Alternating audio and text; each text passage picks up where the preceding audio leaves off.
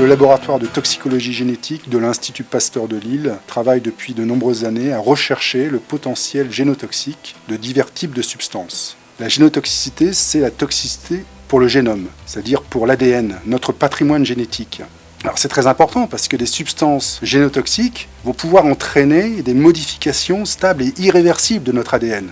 Ça s'appelle des mutations. Et les mutations, c'est les premiers événements à l'origine du processus de cancérogénèse, donc le cancer. Donc finalement, ici, on met en place des tests à court terme qui sont prédictifs d'une activité qui va se dérouler à long terme. Alors nous avons une expertise reconnue pour ces travaux-là, avec des implications dans des travaux d'évaluation des risques dans les agences sanitaires nationales et internationales.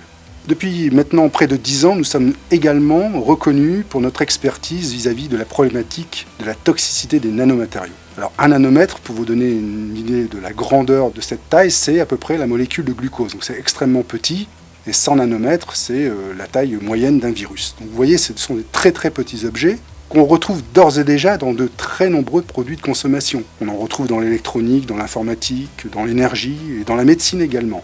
Mais pour autant, les impacts sanitaires et environnementaux de ces objets, très petits, sont encore assez mal connus. D'où l'idée et même la nécessité du projet qu'on vient d'initier ici à l'Institut Pasteur de Lille.